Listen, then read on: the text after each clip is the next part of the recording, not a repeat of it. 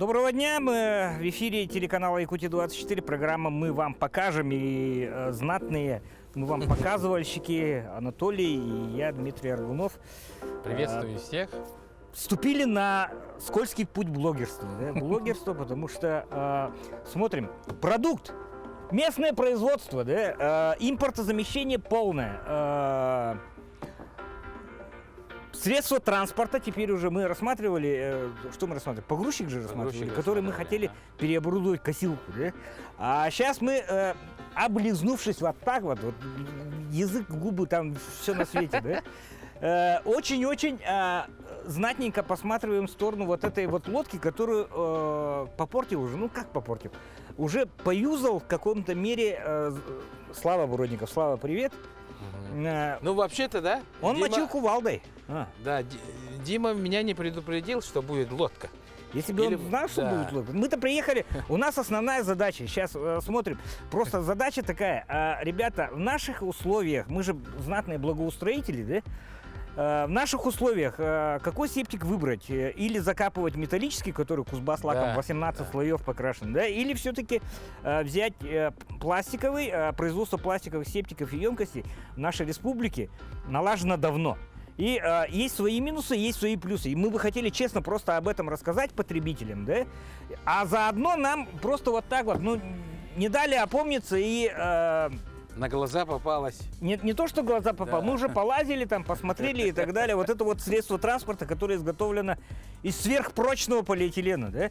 И по своим потребительским свойствам, друзья, я бы задумался 16 в кратной степени раз, прежде чем покупать алюминиевую лодку. Толик, расскажи, почему? Ну, потому что, во-первых, как я думаю, этот пластик, он не боится мороза наших.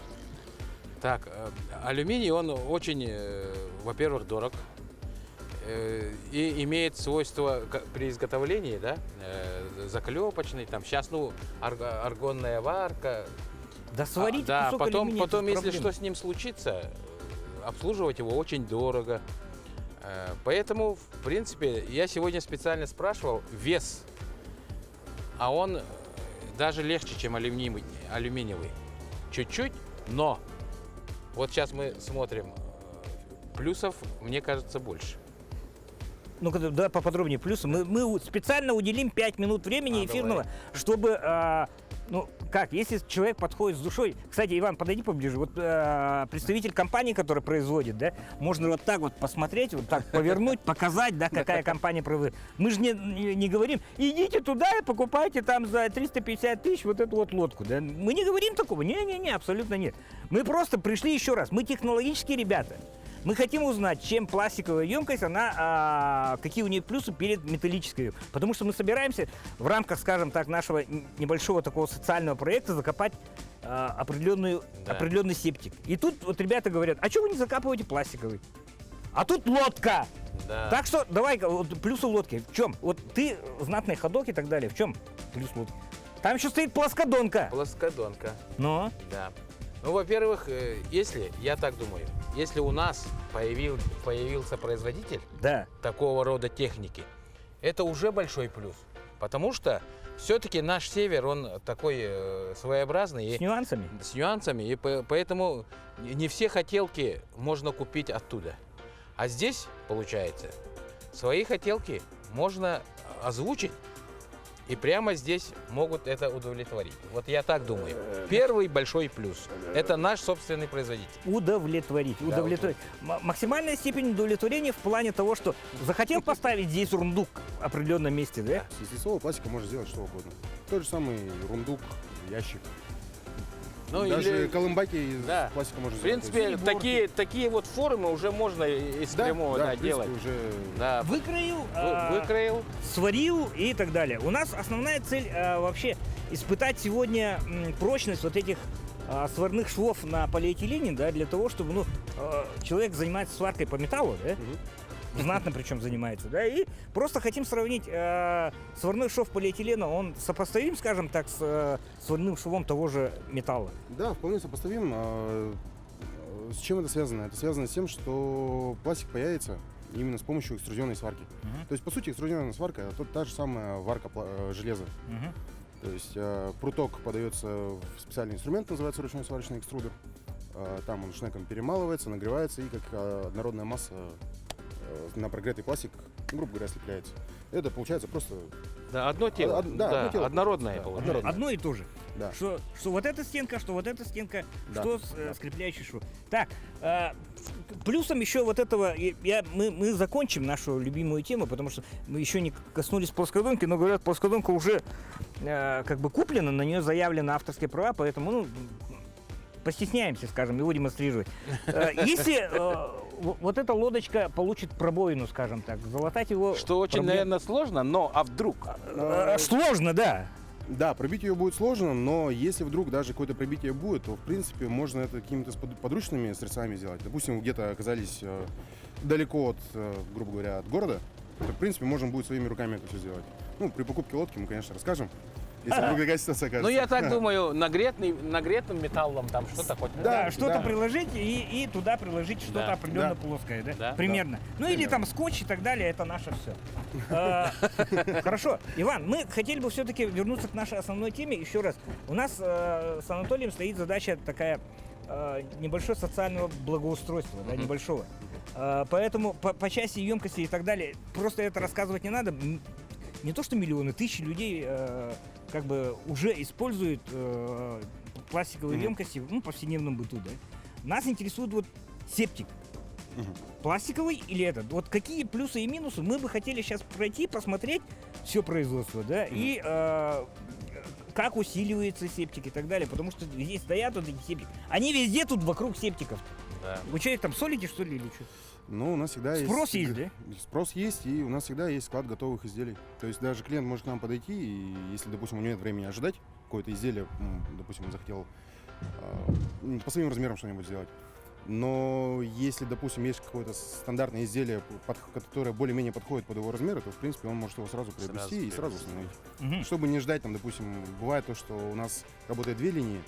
Линия стандартных заказов, линия нестандартных заказов.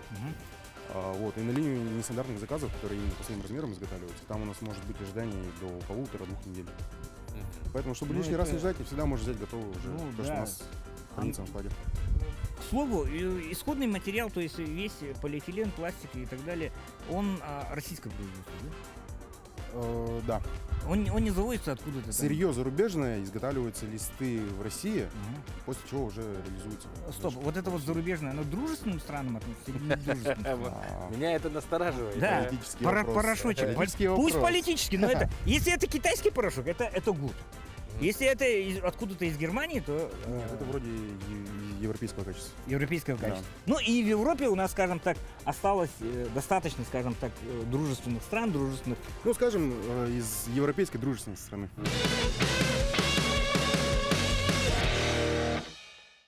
Ну, вот она, собственно, готовая емкость под септик. Назовем вещи своим именем. Так она же называется. Да. Не септик прямо, а емкость под септик. Да? Да. И для того, чтобы внутреннюю, скажем так, структуру рассмотреть, мы сейчас пройдем цех, и там как раз делают вот это. То есть мы посмотрим, и наш эксперт в виде Анатолия Акачака Кириллина даст оценку, экспертную оценку прочностным характеристикам, ну, и т.д. и т.п. Если, еще раз, почему мы не случайно же начали с лодки, да? Потому что это, во-первых, обеспечивает герметичность, да, то есть судно как судно, ну, как малый транспорт, он подвержен, скажем так, достаточно динамической нагрузке, да? Если вы, ну, бегущую воду выдерживает, то стоящую воду сам Бог велел. Ну, то есть это как определенный тоже тест на прочностные характеристики. Согласен, Ива? Да. Да. Ну, давай, расскажи нам, из чего, скажем так, устроен вот этот вот инженерный куб, не куб, что это? Так, это у нас получается стандартный овальный септик. Высота метр, да? Высота метр, да. То есть это у нас представлено вот на видео, у нас 6-кубовый септик. То есть Ага. по размерам идет он длина 350 сантиметров, Мгм. ширина 200 сантиметров, высота 100 сантиметров. Мгм. Изготавливаются наши емкости как под воду, так и под септики, соответственно, из листового полипропилена. Это полипропилен. Полипропилен, Ага, да. это не полиэтилен. Да. Ага. То есть полностью пищевой, сертифицированный материал. Пищевой. Септики пищи, это как бы... Да, но имеется в виду, да. Не, ну есть люди, которые, скажем так, могут себе позволить, ну, не к столу будет сказано, ну, ладно, но факт то, что с биологическими, скажем, отходами Да. это связано, да, да. То есть даже вот стандартные вот емкости под воду, которые, то есть Мгм. они у нас изготавливаются под питьевую воду. Соответственно, пластик пищевой сертифицированный. То есть сюда можно питьевую воду заливать и спокойно с нее пить. То Мгм. есть ничем не отравитесь, грубо говоря. Сюда сразу влаживается, значит, Да, в септик у нас получается Спутник. конструкция стандартного септика идет овальной формы. Устанавливаются в него у нас входные патрубки под 109-ю канализационную трубу. Это под пластиковую, да, Да, получается? то есть это Ну, то есть муфта пластиковая. При желании можно, извиняюсь, впендюрить туда и металлическую трубу, да? При Да, желании. что душе угодно. Ага, то есть, в принципе, вот это вот... То есть пластик, железо, в принципе, там по размерам они плюс-минус стандартные. идут. Есть же какие-то отличия, наоборот? не, ну, канализационная труба, она, конечно, сюда спокойно вставляется. Мгм. Другое дело на откачку. Да, на откачку вот там лучше, совсем- конечно. Да, на Железо. откачку вот Да. с другой стороны септика у нас... Там манжета, да? Да, манжета под железную трубу. Под То есть железную откачку трубу. мы все-таки ставим железную трубу. 108-я труба, Правильно, скорее 108-я, всего. да. Железная Ага. 108 Да. труба, потому что испытывали мы пластиковую трубу, но получается у нас ассенизатор, когда приезжает, он откачивает его под давлением. Да, отрицательное давление. Выдавливает, да? Да, получается так, что он иногда может пластиковую трубу сжать. Ага. Поэтому мы все-таки пришли к решению устанавливать туда железную трубу. Да. Ну, соответственно, вместе с септиком в комплекте мы Да. даем. Все, ставим лайк этому решению, то есть металлическая труба здесь заливная, скажем так, туда, куда попадает септик, она может быть пластиковая, это даже Да. хорошо, это унифицировано, да? Ну, с домом, Спутник получается, уже металлопластиковый. пару лет. Сколько Спутник идет оборотов? труба металлопластик, 20 миллиметров диаметр. Сколько оборотов внутри? Оборотов Один? он просто одну петлю делает. И этого достаточно, Этого как вполне достаточно, практика да. показывает. Как Да, практика показала, я это это вполне достаточно. подтверждаю. В принципе, его несколько раз оборачивать не надо. Если по периметру он лежит, его достаточно на нашу Ну зиму. и учитывая то, что, скажем, коэффициент теплопроводности вот этого материала, он, скажем так, он менее подвержен, скажем, влиянию холодного воздуха, нежели металл. То есть Да. он-то, по идее, как бы более инертен в Мгм. плане... Да, ну и плюс, Вот это. когда септик устанавливается, он в любом случае Утепляется. утепляется, да. Мгм. То есть как бы все равно поддерживает температуру внутри него. Ага. А утепление, оно стандартными средствами, то есть пенополистиролом и так далее, подвержено. Да. Все, Он не Сами боится пенополистирол, влаги, десятка. не боится морозов. Так что, наверное, я думаю, это вот отличное решение. Ржавчины меньше, да? Но есть... Ну, ржавчины там вообще Практически Да. нету. Ну, Нету ладно, вообще. еще раз по конструкции. Это ревизионный люк. Да, ревизионный люк. Люк, входное отверстие. отверстие, спутник. Спутник, Пластик. там Труба откачки. на 108-ю трубу стоит Да. вот эта манжета. Толик, подойди, и Мгм. воткни туда руку. Да, вот сюда вставляется любая труба Эротические на игрища. откачивание. Это получается у нас Это дренаж. дыхательный Да. патрубок идет.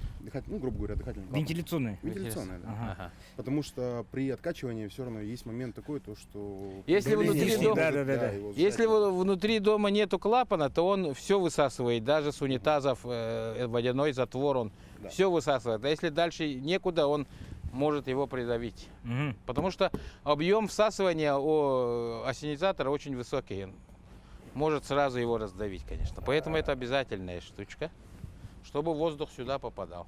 Ага, обязательно. Надо вкачивать, Все, да. пойдем так, теперь следующий наш шаг идти, наверное, в цех и посмотреть Да? уже конструкционные особенности, да, конструкционные особенности. Так, стоп, давай вот здесь, пока мы на улице, да, мы нюанс все-таки установки пластикового септика. Да. Дело в том, что металлический септик, ну ладно, ямы вырыли, утеплили и погрузили, да? Мгм. А здесь обязательно наличие опалубки. Да, желательно все-таки при установке пластикового септика делать деревянную опалубку, так как все равно грунт может его сдавить в стенки. Мгм. И, как мне один из знакомых говорит, очень желательно обустроить колодец и время от времени дренажным насосом выкачивать оттуда грунтовые воды. Да? Ну, Да, ну есть, может быть такая проблема, то что могут приходить талые, грунтовые воды. ага. Но я думаю, это уже как ставить его, это уже отдельная тема. да? Это отдельная тема. Не, ну, принципы якорения, скажем так, здесь неприменимые, так получается, да? Ну, как-то чем-то, либо с тропами его притянуть. Здесь единственное может применяться придавливание. Придавливание сверху, да? Да. Да. То есть Ага. делается опалубка, соответственно, сверху укладываются доски И И засыпается землей. засыпается грунтом. Да. Ага. И да, вот еще один основной плюс. Иван, подергайте это вот этот. Если дело касается металлического септика, нам для его, скажем так, водружения на место обязателен такой атрибут, как манипулятор, да, который час работы которого стоит определенных денег. Вот эту вот штуку может двигать, ну, не знаю, Два хороших мужика. два могут хороших его- мужика или 8 штук восьмиклассников, да, 8 Да. штук восьмиклассников, которые, ну, при наличии строп и так далее, могут его на место водрузить. Вот эта штука устанавливается руками.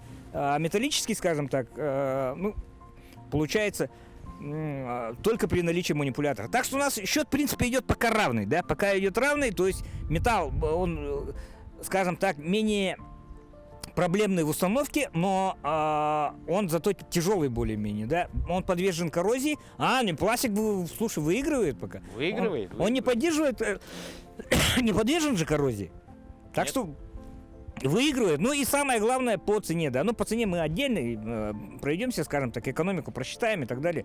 В принципе, наверное, тоже будет какой-то весомый знак плюса в сторону пластика. Все, проходим в цех, наверное, да?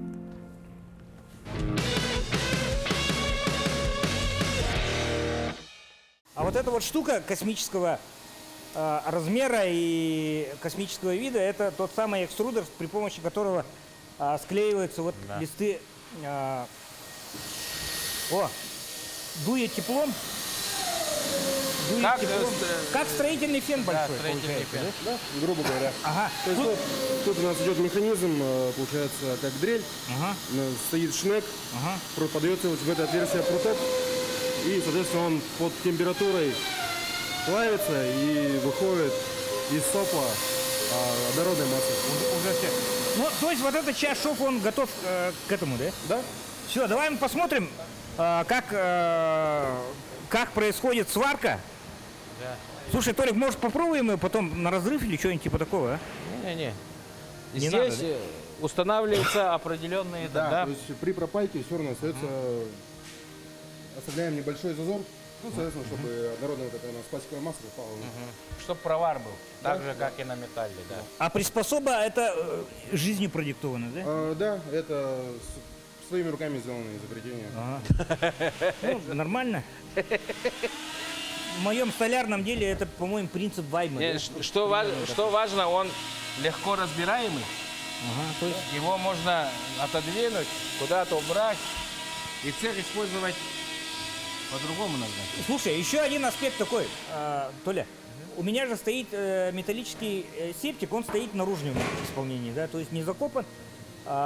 Срок его службы примерно, как думаешь, лет 15, да? Где-то так. Лет 15. То есть у меня в любом случае возникнет через 8 лет необходимость в его замене или усилении. Да. Иван, ты говоришь, что есть вкладыши в существующие металлические септики для того, чтобы, скажем так, изнутри более устойчив к агрессивной среде. Да, то есть железо, оно в агрессивной среде держится, ну, лет 10-15 в среднем. То есть, соответственно, потом ему приходит конец, и надо уже его менять, либо можно установить туда пластиковый вкладыш. Пластик же, септика из пластика держится, ну, в среднем лет 50. То есть период разложения у пластика очень длительный, соответственно, и септик из пластика очень долго может быть. Еще один плюс.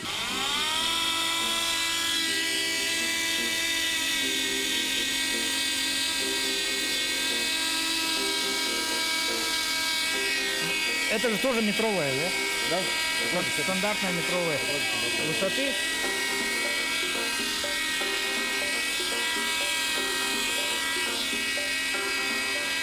И здесь получается процесс слияния трех, да, слияние, смешивание в одну массу трех компонентов. То есть вот это вот Нет, не компонента, а трех, частей. скажем, частей, да. Получается две части стыкуемого материала и одна часть уже вот этого прутка. прутка, да.